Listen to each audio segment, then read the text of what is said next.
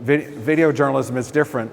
So you can't go back, and you have to have all the material when it happens. You can't go back later and get more material. So it's probably best to record the whole thing. If you knew the sermon in advance, I got a printed copy of it, you could just look at it and say, oh, he's getting close, and I'll record starting here. But in my experience, I've never gotten a written copy of a sermon. Sometimes on a speech, a political speech, you'll get a written copy in advance. But in a sermon, no. I think most people in a sermon, they make up half of it anyway, so they don't know in advance what they're going to say until it comes out. So, yeah, you would, that's another thing about shooting video. You need to have about twice as much memory and batteries as you think you're going to need. Let's talk about this for a second. You need about twice as much as what you think you're going to need. So when you go over, you have enough. It's better to come back with things, with cards you didn't use and stuff, than it is to come back with 2-hour sermons you couldn't record because you didn't have enough storage. Also talk about batteries. This works with cards too, but the cards are so big now, it's hard to imagine you'd run out of one. But talk about batteries. It's best if you go out, even if it's a short story, something you're going to do quickly, it's best to go out with no less than 3 batteries. Okay, even if they're long life batteries, and pretty sure one battery will last you, go out with 3. So if one doesn't work, you still have 2 more. But the other thing is this, when you're recording on the first battery, you're recording everything. You got lots of battery power. You get to the second battery, you start thinking, oh, wait a minute, I'm already on the second battery. I need to be careful what I record. You start getting more selective in what you record. You get on the last battery, and then what are you recording? Just only the very, very most important stuff. And you're missing a lot of stuff because you're not recording things that later you might think was important. So if you have at least 3 batteries, hopefully you'll never get to the last battery, or the last battery, all you're concerned about really is not running out of battery. It really depends upon how important it is to the story, and how important you think it is to the story. If there's a baptism, and let's change it to something else from baptism. There are people swimming, and there are crocodiles, and the crocodiles attack. If you have bumpy, not very good video of people running out of the water, get away from the crocodiles, that might be pretty usable, even though it's bad quality, because it's probably will help your story to actually show the video of people, maybe the camera's shaking, the person's running with their cell phone or whatever. But if it's, Ted Wilson gives a sermon and it's shaky all the way through, that's a different kind of problem. Because one, it was not, you can't get away by saying it was an emergency, and you're just thankful you got the shaky crocodile video. If it's Ted Wilson talking, you probably knew a few weeks in advance, and there's been a major human error involved. It's not really a limitation that came from the story, it's a limitation that came from yourself or from your crew. So in that case, what would be the consequences of putting up bad video of Ted Wilson? Yeah, it would have consequences. He probably wouldn't like it, and the people that are with him probably wouldn't like it either. So then you would think, I think I'll do my story in a different way so that I can only use the good video of Ted Wilson. So I want to talk about Ted Wilson. Ted Wilson gave a sermon or something, and I wanted to use pieces of the sermon that he talked about, but I have really bad video from the sermon, or the audio is bad, and you can't hear what he's saying. He says, okay, so what I will do, say the audio is bad. What I'll do is I will use some generic footage of him talking up there, but then I will say what he said. Generally, it's better if he says it, but you don't have that option, so I will say what he said it. So if he says something like, the Adventist Church now has 21 million members, the Adventist Church has 21 million members, according to World President Ted Wilson. So now you've said it for him. It would have been best if he said it, but you're trying to make it work, and it's better than not saying it at all. If saying Ted Wilson came and you don't show anything that he did, that's even worse than showing bumpy video. So there's a call you have to make. You have to decide, where it's at.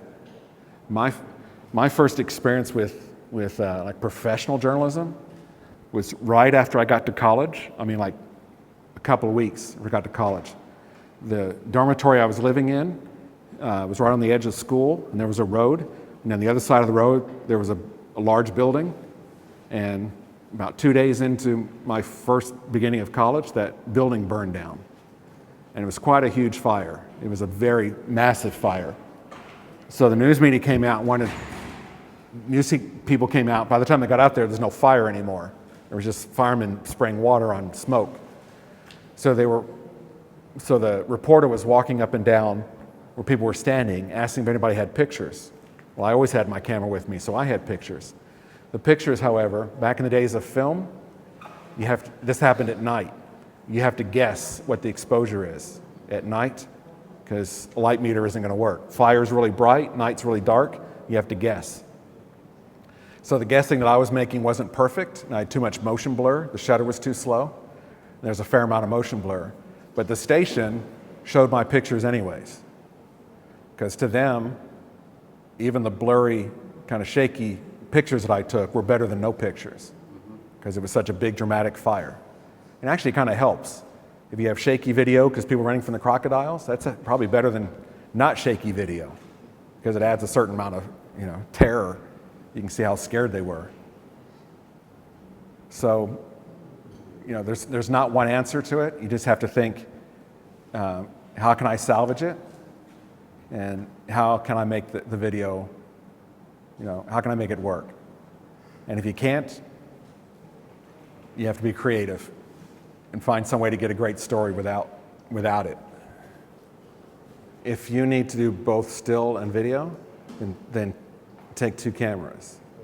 In fact, even if you're doing just video, take 2 cameras. Even if you're doing just stills, take 2 cameras. Because 2 people can be in twice as many places as 1.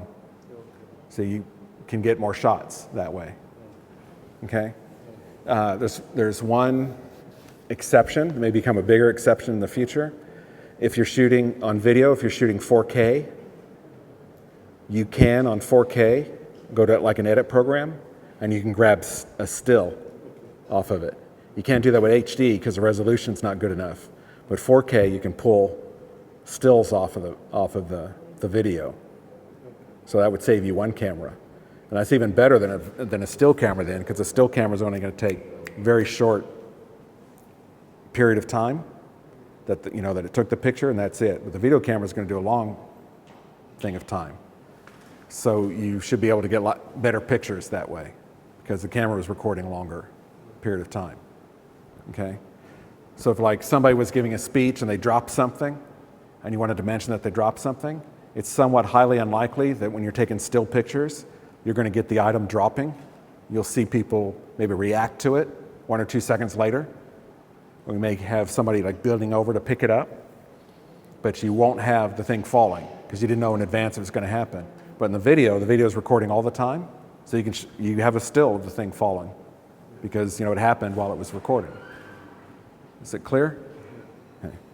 But that's the thing, and even some cameras like wherever my camera went, it has a 4K mode specifically for stills, so you can record in 4K and you can pull stills off the video that you can use. Okay, the interviewees, people you're talking to, should confirm the facts stated. They don't have to repeat it exactly, but if you say in the lead, thousands were baptized in a stadium, an event run by the Seventh-day Adventist Church, and then the next thing down, you could have World Church President Ted Wilson had this to say. And then he says, 10,000 people were baptized in this wonderful event, whatever. So he's reconfirmed the fact. You've had an eyewitness validate your fact. Does that make sense? It's a third-party credit. It means another person validated what you said. No kind of idea what the lead is, because then we need to focus the story in that direction. We need to think about that. We need to do a story about what the story is actually about. So we don't go out there to the stadium and say you're writing the stuff down, and maybe somebody else is taking pictures, but he's discovered that the lighting is really good in the kitchen, and he's getting all these great pictures of people cooking in the kitchen. Like, well, congratulations on your great pictures, but I'm not doing anything about kitchens, about people cooking. I may just briefly mention all the logistics it took to put the meeting together, but I don't need all of these pictures about kitchen. So when he comes back and you have mostly kitchen pictures and hardly any baptism pictures, that doesn't happen. You've corrected it while you're still out there and can do it. Okay? It's very important if more than one person goes out to this story that the two of you are in sync with each other. Okay? That both of you know what you're trying to do. Otherwise, you both come back with something different. And then you'll be irritated with each other because the other person didn't do what you thought was the thing you're going to do.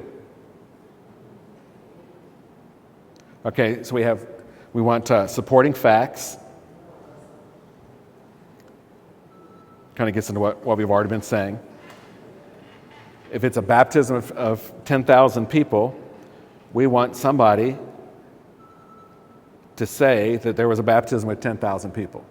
Okay, we're going to say it in the lead, but we want them to say it. Ultimately, we want them, all the facts that we possibly can, which should be all of them, we want somebody to tell us in the story. And then what you do is you line up your supporting facts. You kind of already know what they're going to be because you've done this before. You line up what the facts are that you're going to lead from the story, and you start putting them in an order that makes sense using the inverted pyramid. Start general and get tighter, then say some things, then start expanding out to end. So you need to know, I will probably write a lead. I'll write a second sentence to support the lead. I will then do a quote.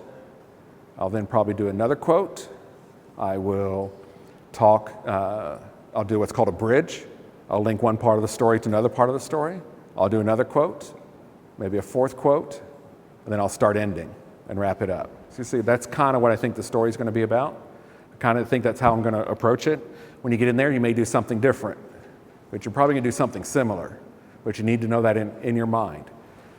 So when you don't get 2 life-transformed comments, you know how that's going to impact your story because you've already kind of in your mind thought how it's going to be.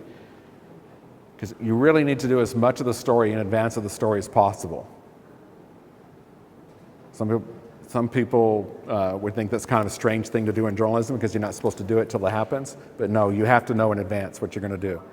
But if it's a soccer game or a football game and a riot breaks out, well, you're going to change your whole story.